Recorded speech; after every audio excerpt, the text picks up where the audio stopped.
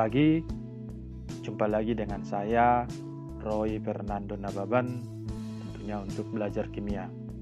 Pada pertemuan kali ini saya akan membawakan materi kepolaran senyawa, di mana kepolaran senyawa ini dapat dilihat dari nantinya yang pertama harga keelektronegatifan, yang kedua nanti dari momen dipol, yang ketiga bentuk molekul, yang berikutnya ada dari struktur Lewis, dan yang terakhir nanti boleh juga dari kelarutan.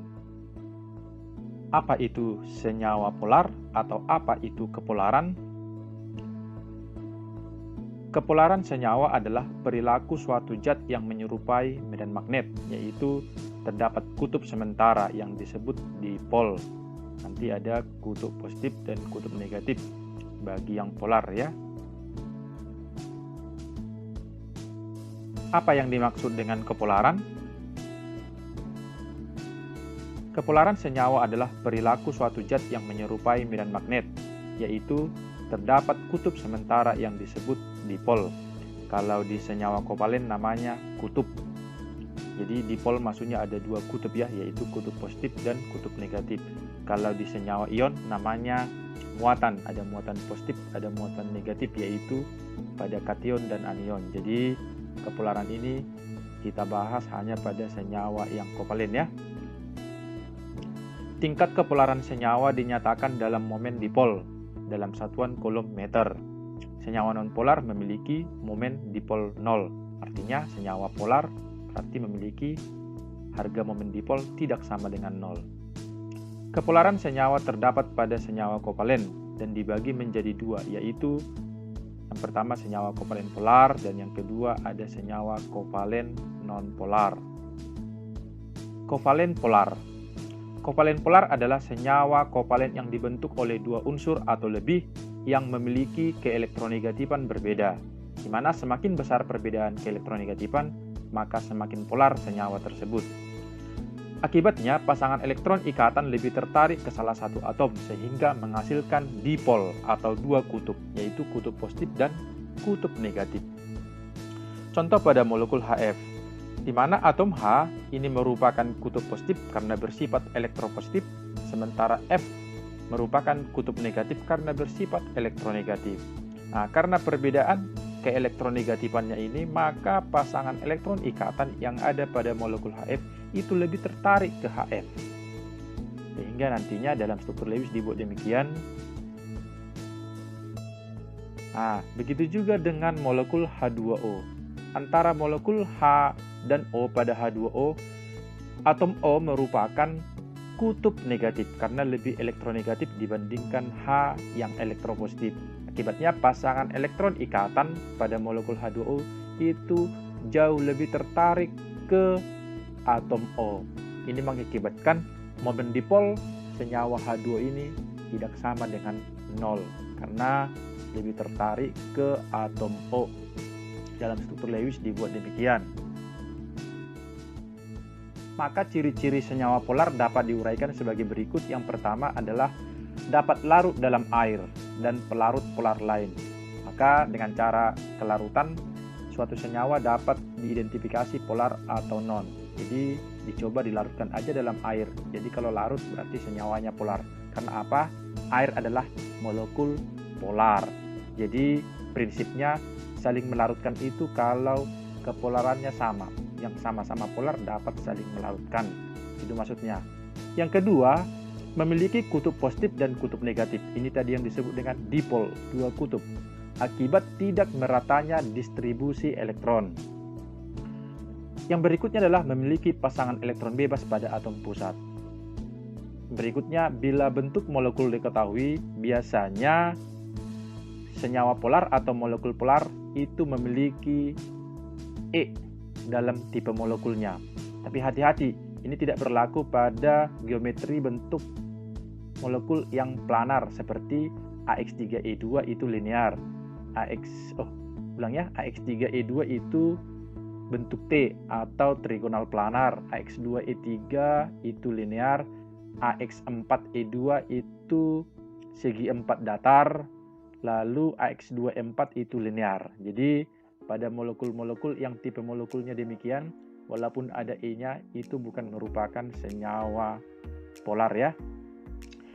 Yang berikutnya adalah senyawa polar apabila memiliki perbedaan keelektronegatifan. Itu tadi sudah, di mana semakin besar perbedaan keelektronegatifan, maka semakin polarlah senyawa tersebut. Dan yang terakhir dapat dilihat dari struktur Lewisnya. Biasanya senyawa polar itu memiliki struktur Lewis yang tidak simetris atau asimetris.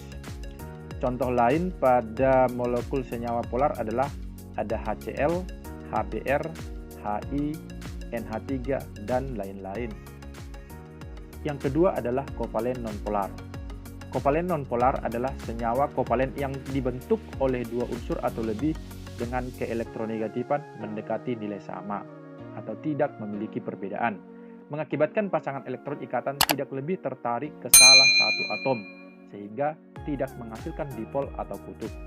Contohnya adalah pada molekul CO2 berikut. Nah, kalau kita perhatikan, O lebih elektronegatif daripada si C. Nah, kita perhatikan distribusi penyebaran pasangan elektronnya, perhatikan. Nah, untuk molekul CO2, di mana pasangan elektron ikatan ini lebih tertarik ke O seharusnya ya, tetapi dengan hadirnya atom O yang di sebelah kanan ini, maka distribusi elektron atau gaya tarik yang ke kiri itu akan sama dengan gaya tarik yang ke kanan. Jadi bisa dikatakan distribusi elektronnya ini merata ke kedua sisi, itu maksudnya ya, atau dalam struktur Lewisnya demikian. Jadi sama kuat gaya tarik ke kiri dan ke kanan. Berikut adalah ciri-ciri senyawa nonpolar. Jadi secara umum, ciri-ciri senyawa nonpolar tinggal membalikkan ciri-ciri senyawa polar yang sebelumnya ya. Yang pertama, tidak dapat larut dalam air dan tidak dapat larut dalam pelarut polar lain. Yang kedua, tidak memiliki kutub positif dan kutub negatif akibat meratanya distribusi elektron. Yang ketiga, tidak memiliki pasangan elektron bebas pada atom pusat. Yang keempat, bila bentuk molekulnya diketahui, maka akan ditemukan E pada tipe molekulnya. Yang berikut tidak memiliki perbedaan keelektronegatifan. Dan yang terakhir, struktur Lewisnya simetris. Contohnya adalah molekul CH4, H2, Cl2, O2, N2. Secara umum, kalau dia molekul diatomik dan poliatomik, itu adalah senyawa yang nonpolar. Hal yang perlu diingat adalah untuk senyawa tertentu dengan bentuk molekul yang sama bisa saja memiliki perbedaan sifat kepolaran. Hal ini diakibatkan nilai momen dipol senyawa yang sudah berbeda. Contohnya ditemukan pada molekul CH4 dan molekul CH3Cl. Pada molekul CH4 dengan struktur Lewis berikut, pada dasarnya ini memiliki tipe molekul AX4, berarti dengan bentuk tetrahedral. Jadi dari tipe molekulnya ini tidak ditemukan pasangan elektron bebas ya. Jadi dapat disimpulkan ini merupakan senyawa yang nonpolar. Dari struktur Lewisnya ini kelihatan simetris. Berikutnya juga pada CH3Cl. Nah, pada CH3Cl ini juga memiliki tipe molekul AX4. Nah, tanpa ada pasangan elektron bebas pada atom pusatnya, maka geometri molekulnya pun seharusnya tetrahedral. Tetapi walaupun CH4 dan CH3Cl memiliki tipe molekul dan geometri molekul yang sama, tetapi terdapat perbedaan kepolaran di mana CH3Cl ini bersifat polar, sementara CH4 ini bersifat nonpolar. Hal ini disebabkan karena pada CH3Cl momen dipolnya tidak lagi sama dengan 0. Demikian. Jadi gaya tarik pasangan elektron ke Cl ini tidak sama lagi dengan gaya tarik antara pasangan elektron yang ada pada C dan H, itu maksudnya ya. Nah, tidak sama lagi. Ini lebih kuat. Jadi ada gaya yang menonjol ke salah satu atomnya. Maka ini dikatakan suatu senyawa yang polar. Jadi distribusi pasangan elektronnya tidak lagi merata. Untuk ketiga H ini merata, tetapi untuk PCl ini tidak lagi ya.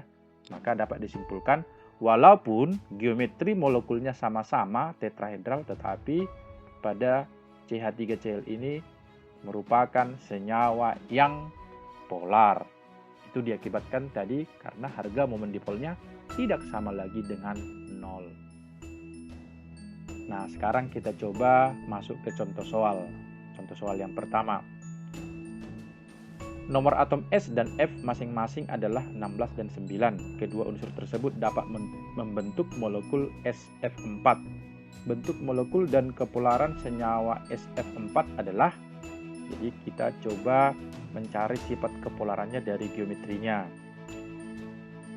SF4 kalau kita uraikan nanti bisa dari struktur Lewisnya atau boleh juga dengan cara rumus yang diberikan di sebelumnya ya, di mana SF4 memiliki 4 pasangan elektron ikatan dan 1 pasangan elektron bebas, sehingga tipe molekulnya ditulis AX4E. Jadi karena ada E, maka sebenarnya ini langsung dapat disimpulkan ya, ini merupakan senyawa yang polar. Ingat, senyawa polar tadi itu ciri-cirinya memiliki pasangan elektron bebas pada atom pusat atau pada tipe molekulnya ada E. Nah, geometri molekulnya ini kalau kita hubungkan ke tabel yang disediakan di waktu teori domain elektron, ini adalah sesau atau boleh juga pakai istilah lain tetrahedral terdistorsi atau jungkat-jungkit. Jadi ada versi lainnya, boleh sesau, tetrahedral, terdistorsi atau jungkat-jungkit. Karena terdapat satu PeB menyebabkan tarikan elektron menjadi tidak merata atau asimetris, maka SF4 disimpulkan bersifat polar. Maka jawaban yang tepat adalah pada D, jungkat-jungkit dan polar. Berikutnya adalah contoh soal yang kedua. Diketahui harga keelektronegatifan dari atom-atom F, Cl, Br, I, dan H berturut-turut 4,3, 2,8, 2,5, 2,1, dan 0,1. Jika antar atom tersebut saling berikatan membentuk HF, HCl, HBr, HI, dan H2, maka senyawa yang paling polar adalah. Jadi karena di soal ini yang diberikan data keelektronegatifan, maka senyawa polar ditentukan berdasarkan perbedaan keelektronegatifan yang paling besar.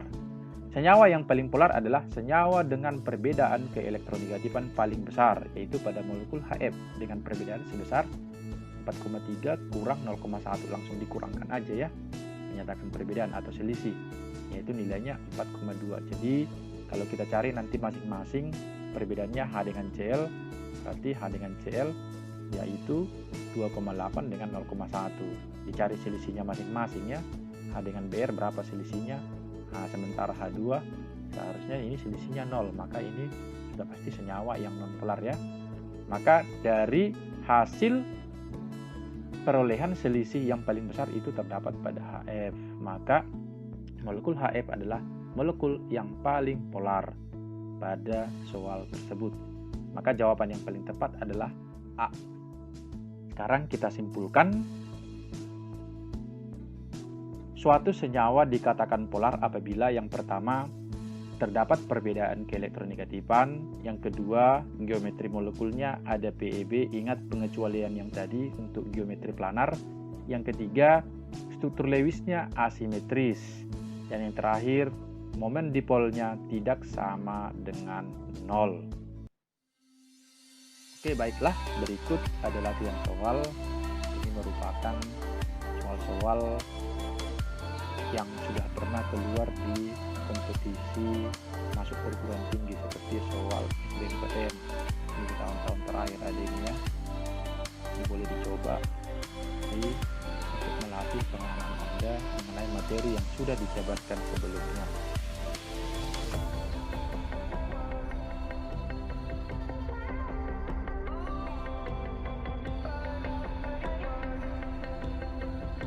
Oke, baiklah, sudah ikut bergabung dalam channel ini, semoga bermanfaat.